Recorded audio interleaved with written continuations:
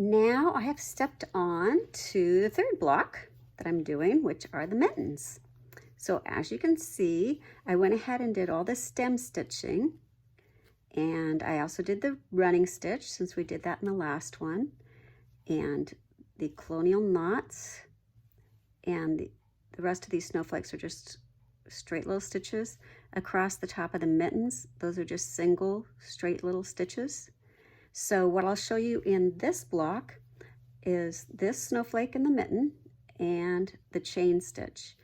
And it's, as you can see, I just traced a single line for the chain stitch. I didn't trace every little loop because that would take way too long. And then if I did use a permanent pen, it would show up if I didn't get my thread right on top of the line. So it's nice using the friction pin for that because that'll disappear and I can just do a single line. So for the snowflake, we're going to start on one of the little V's on the end, and you're going to come up right in on the outside of one of the V's, down in the center, up on the other side of a V, down in the center, and then we're going to take it all the way to the middle of the snowflake and back up to that V. Now I'm going to come over here and I'm going to start this side of the snowflake. So one side of the V, the other side of the V, down in the center, up in the middle, and then back to that V. And we just continue that all the way around. So that's a pretty quick little snowflake there.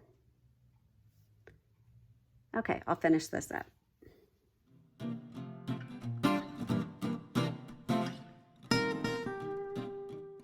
Now that I've finished this snowflake, I'm going to tie a knot on the back, and I just wanted to point out again what I like to do on that.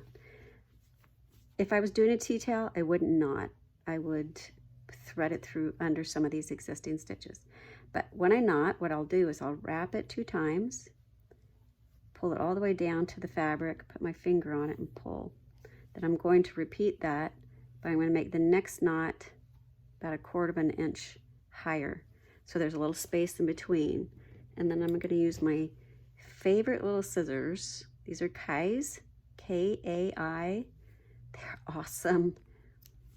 And they're super pointy, which is great for pulling out stitches if I ever need to do that. So anyway, great scissors. And they last forever. So now we are going to do the chain stitch. So we'll start at one end. It really doesn't matter if you start at this end or at that end. The chain stitch is another nice stitch to do if you're trying to go around a really sharp curve like this. You just want to make your chains pretty tiny. So what you do is, I use my thumb usually to hold the thread up because I want to wrap the thread up and around. I'm going to put my needle back in that same hole. I'm going to take these very small. So that's in between a 1/16 and an 1/8, probably more like an 1/8. The thread's going to go under the needle, and now I have this little loop. I don't want to pull it too tight or it will close that loop. Same thing, I'm going to hold that thread with my thumb, wrap it around, go down inside of the loop, come up that little distance. The thread goes under the needle, and now I've started my chain.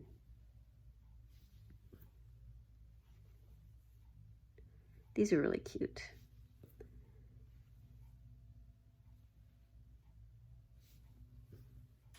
Okay, so I'll finish that up and I'll meet you at the end. Actually, there is something I want to show you. I'm running out of thread. I'm not going to have enough to finish that. So if you run out of thread, go ahead and tack that down on the other side of the loop, just like you would a lazy daisy. Now here I really don't want a huge lump under there because I'm still going to be stitching there. So I am going to just thread the needle underneath some stitches.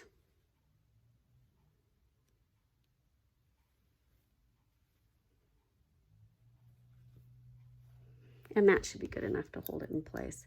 Now when I start my next stitches, I have another thread ready to go. I'm going to bring the needle up in the center of that loop, just like that. And now I can just continue on.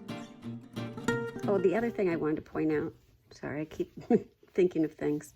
When you're doing the chain stitch, it's important to always pull your needle away.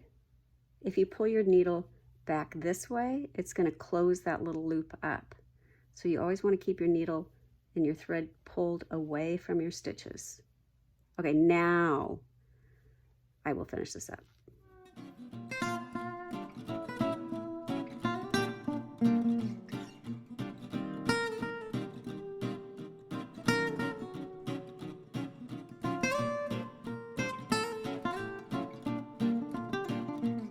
Okay, now we have that block all finished, and it's time to move on to the next block.